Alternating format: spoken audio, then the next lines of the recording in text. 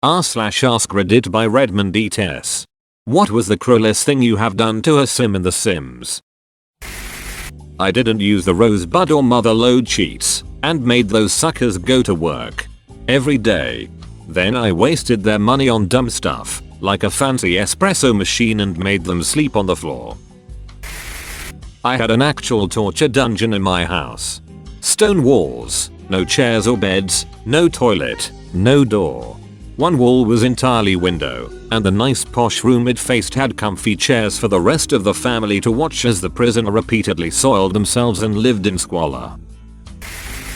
I remember in Sims 2 once your sim died you could move their tombstone to a public place. So I created a park with tons of trees to make it look spooky. Then I made a household with the max amount of Sims, like 7 or 8, and killed them all by using those cheats to spawn meteors.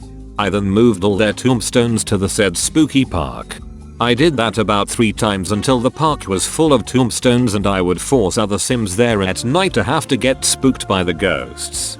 Another time I put a baby in a crib and built 4 or 5 layers of fences and walls around it, then set it on fire. This was to see if the social worker would get stuck. Turns out the social workers in Sims can walk through walls and babies can't die. My 7th grade English teacher told me he had created a replica of our class in The Sims and removed all the doors to see who really was the strongest student. I made my sim a sugar baby who turned into a black widow. She'd meet men at a club, bring them home and get it on. Then she'd visit their house later, and thanks to the kleptomania tray, just take a bunch of their stuff, then go home and sell it to make rent. Eventually she moved in with a rich sugar daddy and made him break it off with his wife and kick her out. Then the sugar daddy mysteriously died. Someone walled over his bedroom door while he was sleeping and he starved to death. And she inherited all his property. She went from whore to socialite in like 2 in-game months. Sims 3. Pick the hydrophobic tray, and then instead of doors, rooms were connected by small pools. He had to face his fears every single time he wanted to change room. The social worker continued taking away my children, so I locked the crib in a 2x1 room until the child hatched. Problem is that I forgot to open the room and welcome the child into the family. Instead of cheating for money, I played the game with honor. I would custom create a spouse for my person, marry them, then have them electrocute themselves repairing the TV. All for the $20,000. Where's the copy pasta where the guy set up a maze to the front door of his sim's house? So his sim would leave for work every morning, come home after work, but it took him so long to get through the maze. As soon as he got home he had to leave for work again the next morning. For eternity. The guy never get to spend a second at home. Once made a normal sim and went about his natural life. Everything was completely normal except he always hated this one other sim. Every time they met up there'd be an argument or fight. They loathed each other with a passion. Time went on and the two grew old. I noticed the nemesis had a family while my sim never married. So I tracked down his granddaughter, convinced her to move in, along with his nemesis, and trapped him in a small room next to their bedroom. I put up a full wall mirror to simulate a one-way mirror, and my sim spent the rest of his life making woohoo with his enemy's granddaughter while he watched from the next room. My wife and I were sharing a computer playing our own saves and both of us created sims of the other. She died at a pool party, an accident, so I sold her headstone for a few simoleons. She still gives me crap about it. The game is called Sim Survivor. You make a house of 8 individuals, build them a spacious house, truck them all in, delete the doors. Build fireplaces on every wall. Have the Sims light them. Build plants all over the house, essentially every square foot where there isn't a Sim. The place goes up like a tinderbox. The Sims then have to put out every fire. Usually you lose about 5 or 6 of them to the blaze. Then the final few must clean up the piles of ash around the house. Here is where you lose a couple to exhaustion. The winner gets a beautiful house with a big graveyard in the backyard for them to go and mourn their buds. I was addicted to The Sims and my husband occasionally plays the game, so he made a Sims family in my game. As a joke, I dressed them all up as hot dogs. He doesn't play often and I forgot about his Sims in the game. I turned the aging on in the game and all but one of his Sims had died of old age.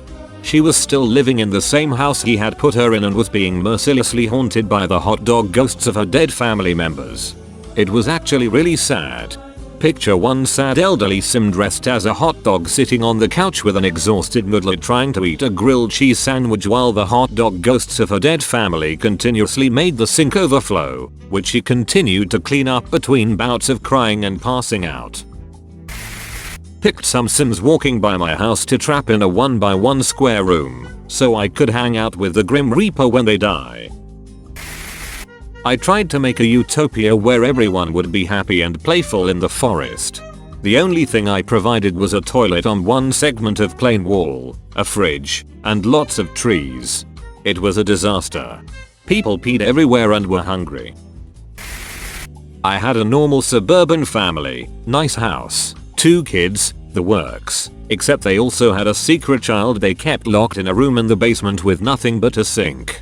They only ever visited him to bring him a plate of old terrible food once in a while and to make fun of him and taunt him. Eventually, the kid's sink broke and kept flooding the room. Since he was a kid, he couldn't repair the sink, so it just kept flooding. The kid spent all his time mopping up a never-ending spill and crying. I once made a huge frat house, all had the bro tray, with max Sims you can put in a family, 8 I think. Sent one into town to befriend a bunch of people, and then had a huge party with all those guests. I think the max guest amount is 15, so total 23 Sims in the house.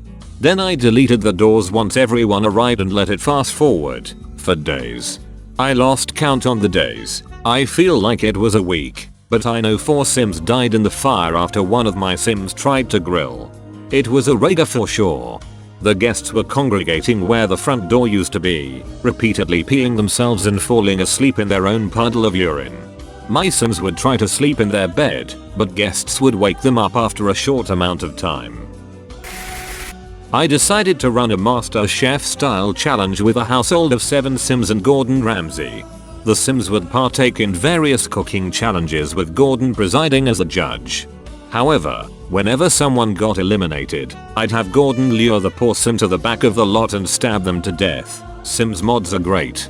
It continued until only one chef was left alive, and then as victory I'd have them kill Gordon and then themselves. It was glorious. Remember Try4 Baby with Death himself. I created colleges with degrees in things like cooking and art history. Then I built ridiculously expensive homes. When all my Sims reached adulthood they graduated the colleges with worthless degrees and huge student loans and couldn't afford the houses. Wait, is this Sim America? That's all folks. Thank you for watching. If you like videos like this one, why not like and subscribe for more? Have a nice evening.